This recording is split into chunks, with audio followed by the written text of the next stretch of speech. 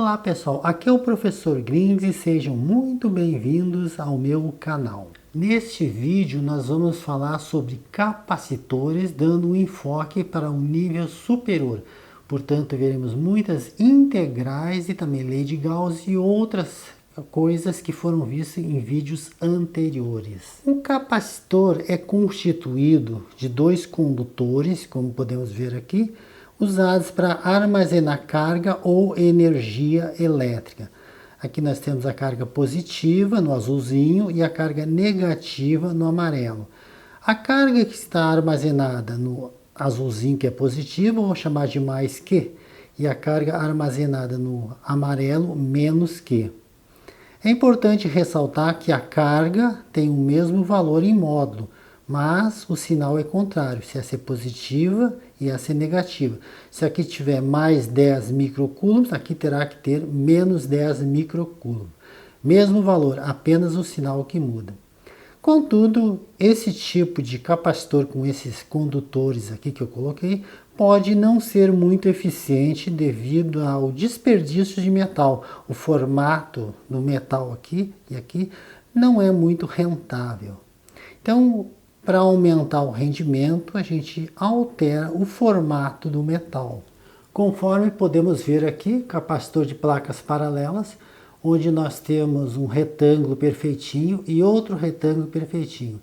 Podemos armazenar mais carga usando menos metal. Então, o objetivo do homem, da ciência, é aumentar a eficiência usando sempre a menor quantidade de material.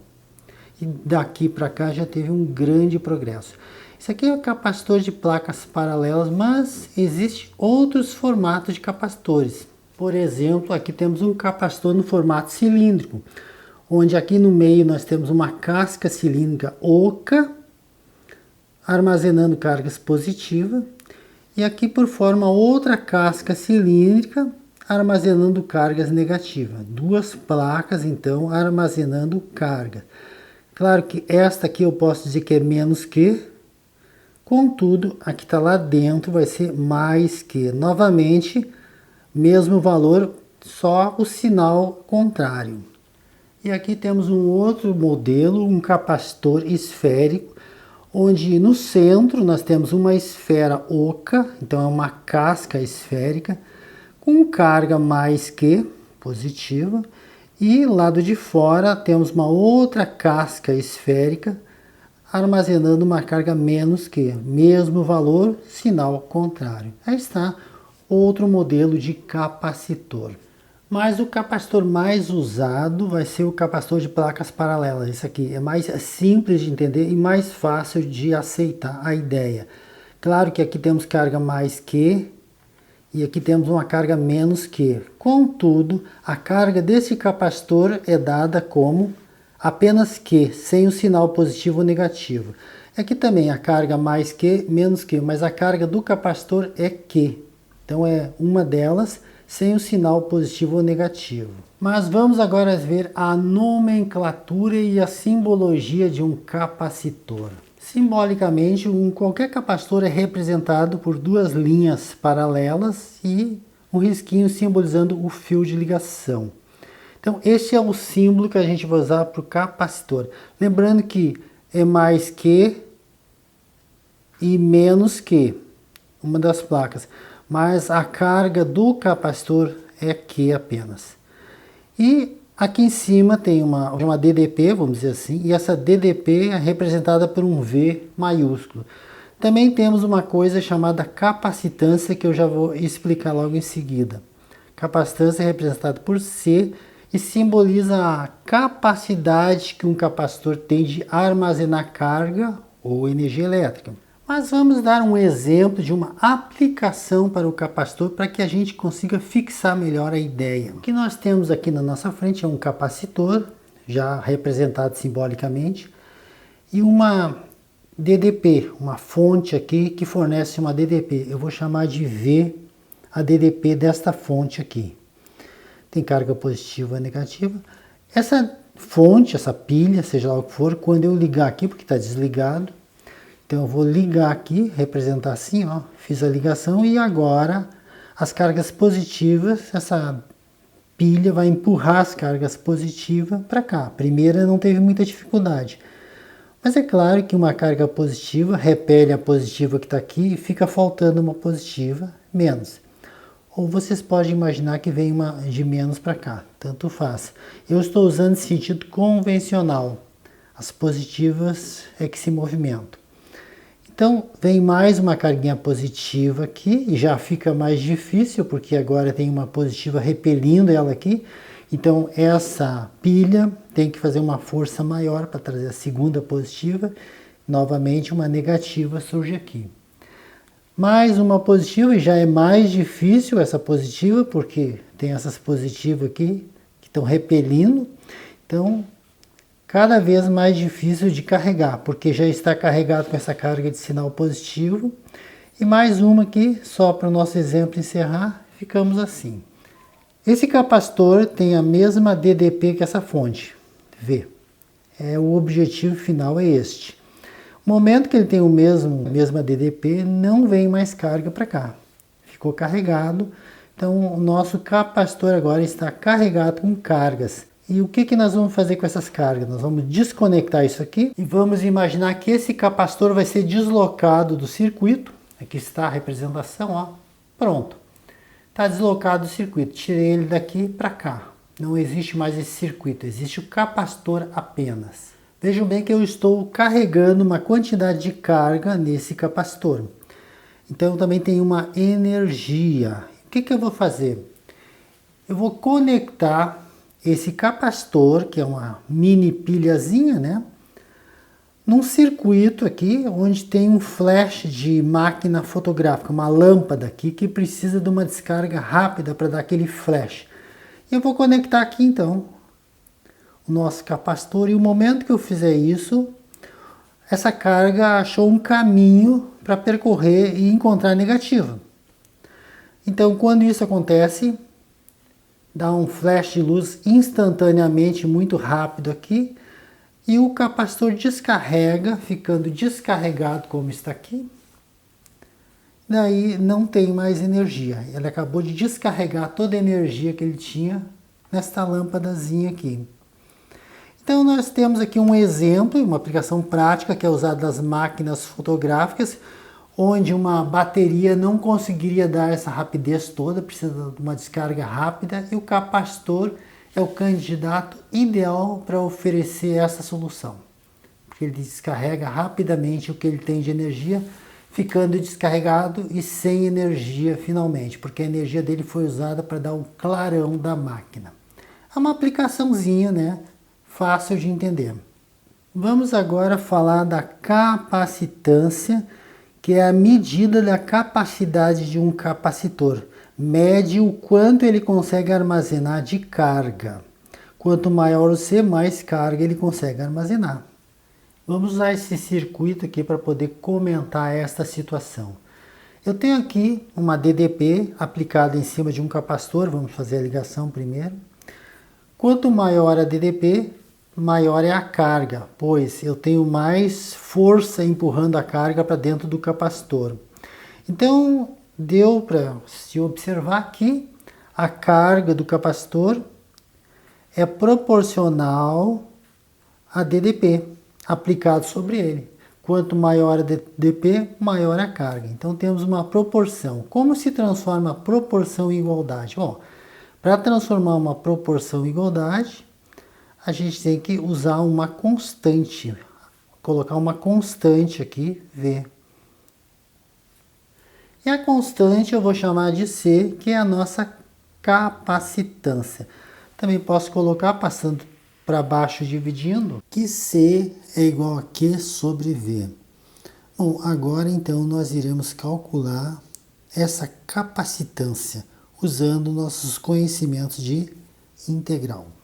Bom, para calcular a capacitância, nós vamos usar um capacitor de placas paralelas. E 3 passos a gente vai executar.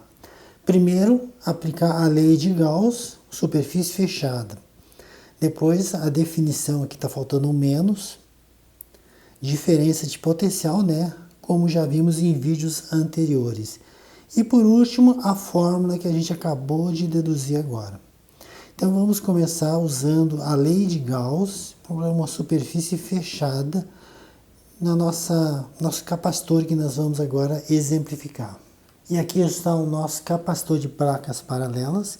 A placa de cima é positiva e a placa de baixo é negativa. E entre elas tem um campo elétrico uniforme, ou seja, igual em todos os pontos. Também temos uma distância aqui, eu vou colocar que aqui é distância posição 0. E aqui eu vou colocar que é uma distância D. Então, eu partindo do 0, chego nessa posição D. E aí nós vamos isolar uma superfície fechada aqui. E aqui está a superfície fechada, então, de vermelho. Só lembrando que o campo é uniforme, mas as placas são consideradas infinitamente grandes. E nas pontinhas aqui existe uma certa discrepância. Não é tão uniforme aqui, nem nessa ponta aqui. Mas considerando que as placas são grandes o suficiente para ignorar isso, porque são nas pontas. No meio aqui ela é uniforme. Então a superfície fechada gaussiana está aqui agora. E aí qual é o conceito que nós vamos usar? E aqui está então, o fluxo é integral, superfície fechada, do produto escalar entre o campo e um vetor área. O vetor campo está aqui representado. Sai do positivo e entra no negativo, apontando para baixo. Então, a setinha está aqui, de cima para baixo. E área seria o quê? Coloquei aqui para vocês que a unidade de área é paralela ao campo e aponta para o mesmo lado.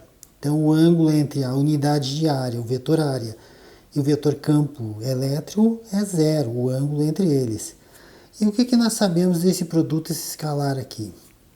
E para quem não está lembrado, aqui está. Produto escalar entre a área e o campo elétrico pode ser escrito como o módulo do vetor campo elétrico vezes o módulo do vetor área vezes o ângulo, cosseno do ângulo entre eles, que é 0. E o cosseno de 0 é 1. Logo, o produto escalar entre e a unidade de área pode ser escrito apenas como E vezes dA, o módulo de E dA. O cosseno é 1, então 1 não conta aqui. É neutro na multiplicação. Então agora podemos substituir isso aqui por isso aqui. E aqui está a substituição então. Só lembrando que essa carga aqui é a carga que está no interior da superfície gaussiana, que nós chamamos de Q. Então, lembrando que o campo aqui é constante, ele pode sair para fora, porque é uniforme. E aí ficamos assim, então. A integral de dA é o próprio A. Então, colocando aqui do ladinho vezes A, igual a carga sobre epsilon 0. Isolando agora o campo, passo para o outro lado dividindo a área. O campo, então, vai ser igual a carga sobre a área vezes epsilon 0. Aí está, então, primeira parte resolvida. Já achamos o campo elétrico em função da carga e da área. Vamos agora para o passo seguinte, o número 2. Só lembrando que o passo número 2 é a aplicação desta integral aqui. Lei de Gauss para o campo elétrico já usamos. E aqui estamos novamente. Então essa relação que eu vou usar, esse tipo de integral, eu vou levar em consideração que eu vou sair do negativo e vou ir para o positivo. E a integral é dl, é um deslocamento. Então eu vou batizar isso aqui como posição 0, posição d, em relação ao deslocamento. E o potencial aqui, negativo, eu vou chamar de potencial 0, e aqui eu vou chamar de potencial V. Bom, tendo isso em mente, o que eu vou fazer?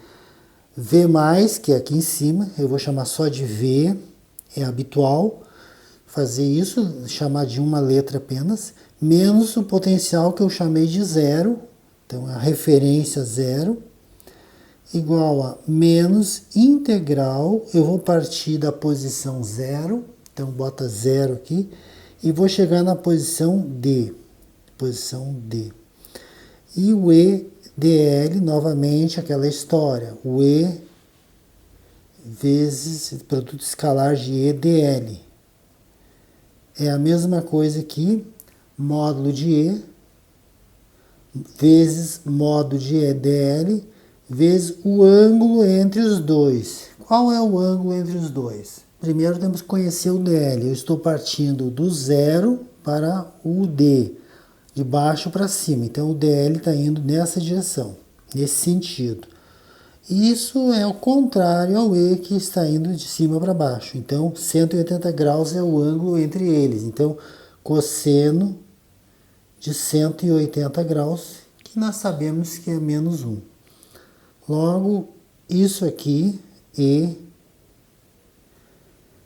dl, produto escalar entre esses dois, é o mesmo que E dl, módulo de E, módulo de L, vezes menos 1. Então podemos colocar no lugar disso aqui, menos aquilo. Então, menos E vezes dl. Perfeito. Sabendo que menos com menos dá mais, daí se cancela, não precisa escrever o mais. E que o E é constante. Neste caso, passa para fora, porque é uniforme. Fica E que multiplica a integral de 0 até D vezes dl. E a integral de dl é o próprio L. Substitui primeiro o D dentro do L. Vai dar que V é igual a E vezes D primeiro e depois substitui o zero dentro do L, menos zero. D menos zero é D, então o V fica igual ao E que multiplica D. Mas o E a gente já encontrou. Quem é o E? E aí está, segundo a lei de Gauss, o E é Q sobre A epsilon zero. Então, substituindo no lugar desse E aqui, o que eu encontrei, vai ficar que V é igual a Q dividido por A epsilon zero, que multiplica o D. Aí está, então. E agora vamos para o terceiro passo. Terceiro passo, então, é substituir o resultado anterior nessa relação aqui. O V, né? Colocar o que eu achei aqui dentro. E aqui está o que eu encontrei neste resultado aqui.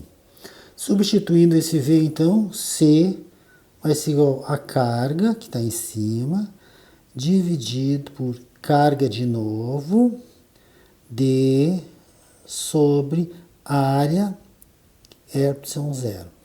Esse de baixo passa invertido multiplicando, então fica Q, que é esse aqui, e esse passa invertido, A epsilon zero, de cabeça para baixo, sobre Q, que multiplica D. Posso cortar esta carga com essa carga, e o que sobrou então? C igual a área epsilon zero sobre D. Reparem bem que a capacitância, que é a capacidade de armazenar cargas do capacitor, está ligada à área, à distância e ao meio onde está submetido. E para que vocês possam entender melhor, aqui está o desenho ilustrando tudo isso. Quanto maior essa área aqui, maior será a capacitância. Quanto mais distante as placas estiverem uma da outra, menos interação elas vão ter, então menor é a capacitância. E o meio seria alguma coisa que isole as placas, porque as placas têm que estar isoladas. Pode ser o próprio ar, pode ser um papel, qualquer substância isolante que esteja aqui no meio para isolar as duas placas. Então, essa substância isolante também participa da capacitância. Porque muitas vezes, para manter isoladas as duas placas, é necessário algo diferente do ar apenas. Alguma coisa física é necessária. Então, este vídeo é de introdução a capacitores para o nível superior. E em breve estarei postando outros vídeos dando continuidade a esse assunto. E caso tenha gostado do vídeo, dê aquele like muito interessante para o canal e ajude a divulgar esses vídeos entre seus colegas. E desta forma eu agradeço e aguardo vocês no próximo vídeo.